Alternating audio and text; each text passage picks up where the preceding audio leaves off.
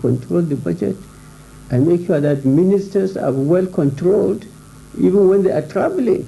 I make sure that I approve their traveling, and I even approve the amount of money they will spend. Any expenditure outside, the budget itself. Even what is in the budget, I have to approve it. Extra budgetary expenditure, it must be absolutely necessary. And if there is any foreign exchange allocation, even from the ministry, I have to make sure that that extra budgetary or that expenses, it has to go through the autonomous, especially if I know it's not in the public interest. If any ministry is undertaking in this budget project that is of not of public interest, it goes to autonomous, like any other private, enterprise and so on. And so many, even the dedicated account, which used to be the issue, which used to be the question, we bring it back. It's part of the budget, I said today. So we have to take necessary steps to put our own house in order. Third quarter, 1998, July to September, presidential election. 1st October 1998, swearing in of new elected president and final disengagement. Fellow Nigerians, this administration has demonstrated a will to make the hard decisions. Only those detractors who deliberately persist in a blinkered view of us and our efforts fail to take account of all that we have achieved in short a time. I sincerely appeal to the international community for support in our endeavors. This administration does not shy away from well-meaning advice on political, economic, and financial matters. We are prepared to listen, but if having listened, we make our decisions, we expect our true friends to concede that right to us. Our country is fertile for trade and investment. We have not despaired that some of our traditional friends who have not always given us their support will yet bring themselves to admit that they may have been wrong after all.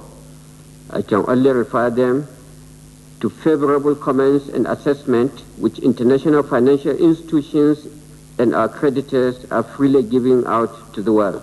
Influence, all these morals are really dropping, and I feel very saddened by it, and I hope I will all try to bring back our useful culture so that our girls will go to school, they learn all whatever they want, they wish to study in school, and they still come back as our own daughters, as Nigerian girls, as African girls, and they grow up into being responsible African women, and not some culture that is very degrading to womanhood, something that is debasing the womanhood, something that belittles you, and something that you do without actually knowing the consequence of the actions, and it's very negative in somebody's life later. So I believe that we should all go out and teach ourselves that we want to be ourselves, and we want to be proud of who we are and what we are, and that is the most important thing. Become instrument or tool of foreign propaganda, foreign machine to undermine and subvert the unity, the stability of the nation. We are aware that some of the press, the daily media and even the magazines in this country are being financed from outside with the sole objective of misinforming the world, outside Nigeria, of happenings here. They tell all sorts of lies, all sorts of distorted, facts and so on. In most cases, not necessarily for internal consumption, but for external consumption. We have, information, to that effect. Every Nigerian is a very hardworking person. He's a very honest person. is a very enterprising person, and also is a very proud person.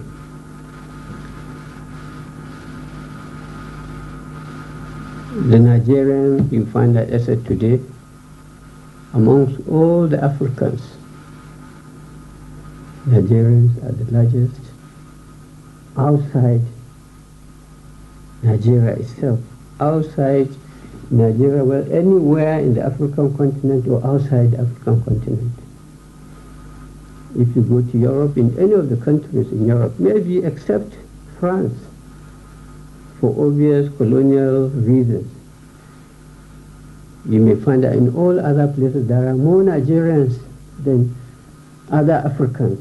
In all these other countries, whether it is in other parts of Europe, in England, in United States, in South America, in Asia, and so on. And within the African continent also, you go to any African country, you find that there are more Nigerians than other nationals in that country.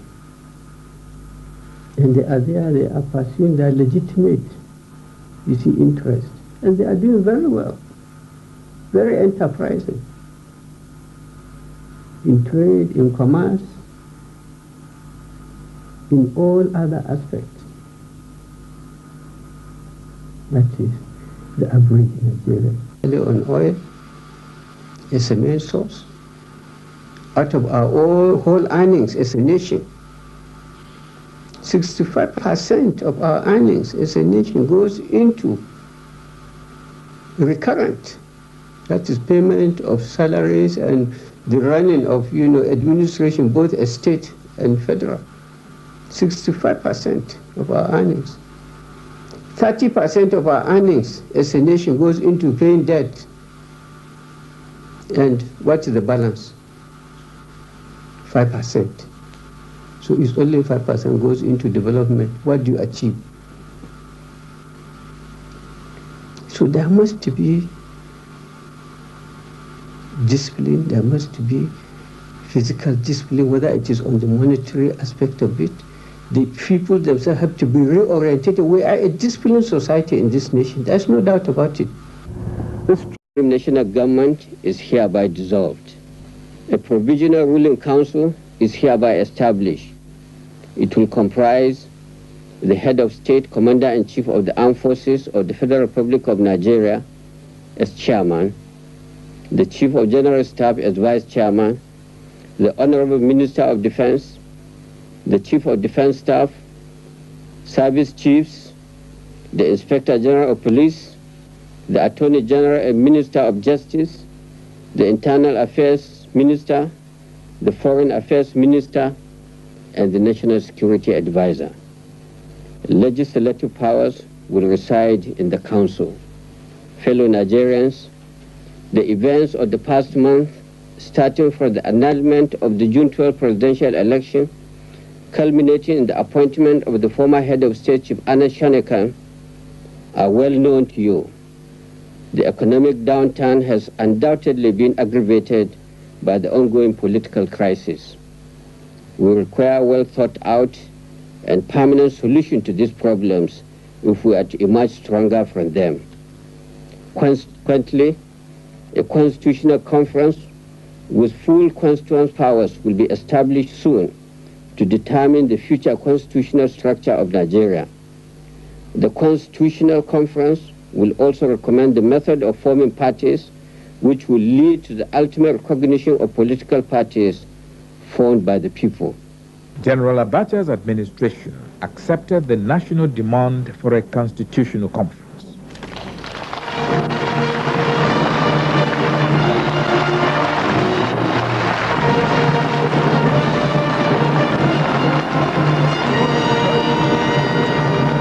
The conference has submitted its report with a draft constitution already approved by the head of state and commander-in-chief of the armed forces of Nigeria, who on October 1, 1995, announced a new transition program. Fellow Nigerians, in order to properly address these issues and to establish the foundation of a durable democracy, we estimate that the time required will cover a period no more than 36 months. A detailed and carefully considered program of the sequence of events that will lead to that deadline has been worked out. This sequence will begin with a stage-by-stage phase handing over at the local government level. It has been calculated that a completion date at the level of the presidency, when the final tier of a democratically elected civil government shall be installed, shall be feasible for 1st October 1998. Second quarter 1998, April to June, National Assembly elections, primaries to select candidates for presidential elections, commencement of nationwide campaign for the presidential elections, third quarter 1998, July to September, presidential election. 1st October 1998, swearing in of new elected president and final disengagement. Fellow Nigerians, this administration has demonstrated a will to make the hard decisions. Only those detractors who deliberately persist in a blinkered view of us and our efforts fail to take account of all that we have achieved in short a time. I sincerely appeal to the international community for support in our endeavors. This administration does not shy away from well-meaning advice on political, economic, and financial matters. We are prepared to listen, but if having listened, we make our decisions, we expect our true friends to concede that right to us. The journey to democracy has begun in earnest and with full determination. Certain claims made about the Nigerian society are either based on misinformation or they derive from insincere motives. And most of them challenge the well-known social histories of virtually all the modern industrialized nations of the world, whether Britain, France, Germany, the United States, or Japan. It took these countries centuries to emerge as strong economic powers and to produce viable liberal democratic institutions. To suggest, therefore, that a nation can go through the transition to modernity in a hurry and without pains is to indulge in self-deception. Nowhere in the world has democracy and industrialization been achieved without perseverance and without suffering. They want to see the establishment of democracy. They want to see the Nigerian military unfold their transition program so that they can be held to their promise in terms of timetable, etc. I feel that Nigeria has been able to fight some of the battles that took other nations over 100 years to fight. Within a very short period of time, we've dealt with the conflicts of ethnicity, we've dealt with the conflicts of regionalism, we've dealt with the conflicts of religion, we've dealt with all kinds of conflicts. And I can feel that there's a sense in which these are going to serve as a means of inoculating us, so to say. So that, because I believe that if we had not fought a war in this country, the events of June 12 would probably have led us to a war. But because we've crossed that bridge, Nigerians feel more confident that they can explore other alternatives. Nations like Yugoslavia, that may have existed for all this period of time, never dealt with the problem of ethnicity. And that was why when the problem knocked on their door, they couldn't contain it. The first thing to do is that you become, number one, very clear-headed about all this and refuse to be diverted by anybody. Refuse, I believe, as General Sani Abacha has done, to be taken off course by salacious journalism, which again is part of the manifestations of our weakness. Refuse to be cowed by external manipulations or attempted menticide against you. And know exactly what you got to do and accept it and do it. We have our own laws and regulations. And what has happened in Nigeria very often, those who fall foul of our laws normally hide behind human rights abuse to try to malign the government for taking action to enforce such laws. And of course, the other countries who, in any case, apply the same laws in similar circumstances are just too ready or willing to take such inputs from our citizens and try to make a big issue out of it, as if they do not exercise the same constraint. I think that's exactly the case about Nigeria. But I can assure you, judging by any standard, especially our continent, African standard, even with European countries, I don't think any of them can boast of any better human rights record than us here in Nigeria. Some example perhaps will help. Take the situation of the British and the Northern Ireland crisis. Incidentally, I trained in Sandhurst, and we had a lot of exercise and access to a lot of the materials and methods used there by the British forces. We have not used even 100 of those techniques here in Nigeria in ensuring that law and order are brought under control in Ogoniland. So certainly these are just cheap propaganda by people who, in any case, have no respect for facts and the truth.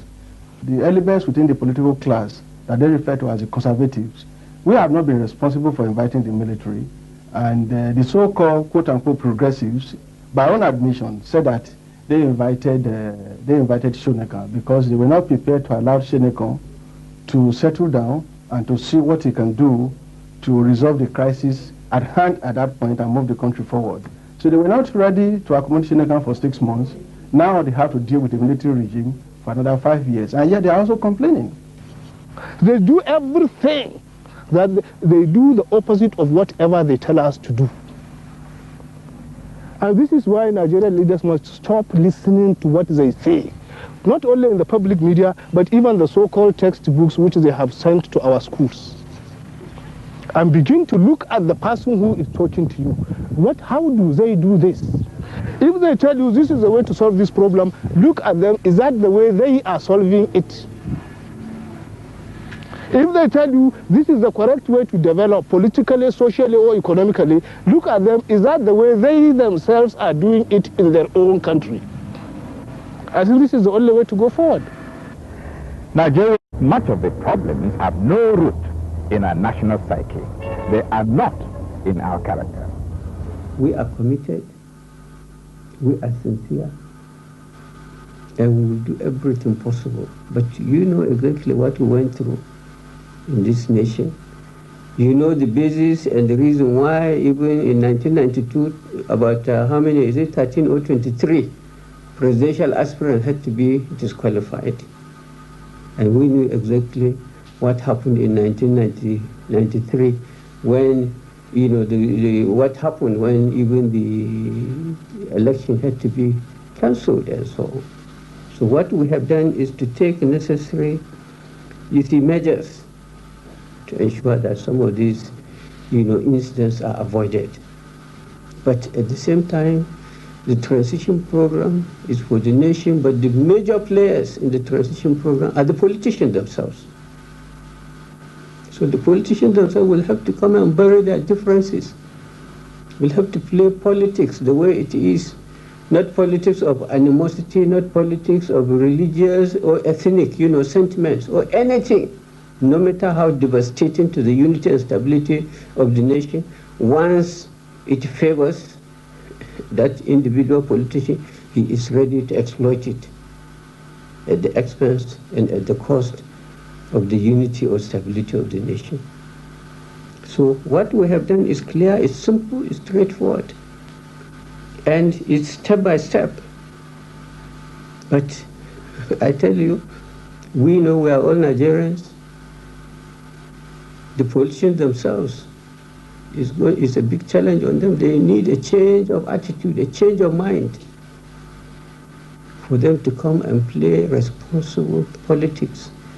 And that's why even as far as rotation is concerned, as far as power sharing is concerned, which is the main issue in the politics of this country, we took the pain to go into detail and divide this nation into 6.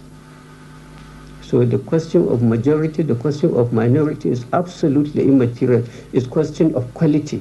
It's question of the individual Nigerian who possesses the right leadership who possesses the right quality. That is the issue. So the question of marginalization is completely out of it, is absolutely addressed. So there is no section of this country that will claim to be marginalized as far as the present system is concerned. So the issue of marginalization is out. The issue of sharing or involvement in power in this nation is out. And all these things, we took upon account of our past experiences as far as the political evolution of this nation is concerned. And we believe and we pray what we have done is something which is enduring, which will reinforce the peace, the stability, the unity, and the understanding of this nation, and which will form the basis of a stronger, a sounder, democratic system for this nation. Drugs. Nigeria does not grow them on the farms. Nigeria does not manufacture them in the factories, and Nigeria does not export them. Maybe there are people who bring drugs from one place and pass through Nigeria. Those of them who are lucky to go through, they get away with it. Those who are not lucky, they get arrested and they face our tribunals here. But the worst offender in drug consumption is the United States of America. The Americans know where these drugs are being produced, particularly in Latin America. They know who is producing them. They even know the factories and the farms and the individuals who produce these drugs. They know the channels of transporting these drugs from Latin America right to the United States of America. It is therefore uncharitable, unfair for the United States to say that Nigeria is responsible for drug trafficking to the United States, as if Nigeria is a producer or manufacturer or exporter of drugs. I mean, you cannot deny that there are some Nigerians who engage in the business of trafficking in drugs. Nobody denies that. But there are American students who are engaging in the business of drugs. And there are more Americans engaging in business of drugs than any group of people in the whole world. The media is a powerful organ. And met this gentleman, a professor. This gentleman told him that he knew why we were out. We wanted to get support and sympathy for Nigeria and to explain the federal cause to the international community. And he explained that the international community was not particularly interested in Nigeria as such. All that people were interested in were our resources. And he even went further to say, if we could get robots to exploit your resources for us to develop our economies, we wouldn't mind the whole lot of you being eliminated. But, he said, in the case of Nigeria, there is a difference. And the difference is that Nigerians are very hard-working and very intelligent. And they have got resources, most of which they know next to nothing about. If this country, Nigeria, with all these resources, both human and material, was to have an uninterrupted period of 20 years of peace and stability, it would be another Japan. Because these intelligent, hard-working Nigerians would come to know about their resources, they would use their intelligence and work hard and exploit those resources and develop their economy. A developing economy needs a market, he said. In your own case, you have no problem with the market. Your population is large enough to provide the market that you need. And even without that, the Nigerian market is the entire West African region and beyond. So you will have no problem with the market. Therefore, if you are given an uninterrupted period of 20 years of peace and stability, you would become another Japan, you would threaten our economy, you would be a thorn in our flesh. That was the view of this professor in 1967. And he therefore ended by saying that even after the Civil War, we will not allow you to rest. We will create one problem after another for you. Knowing this, therefore, I feel that in spite of our shortcomings, which I must admit we have, there is a kind of orchestrated campaign against Nigeria so that it may not emerge the economic giant that it is destined to be.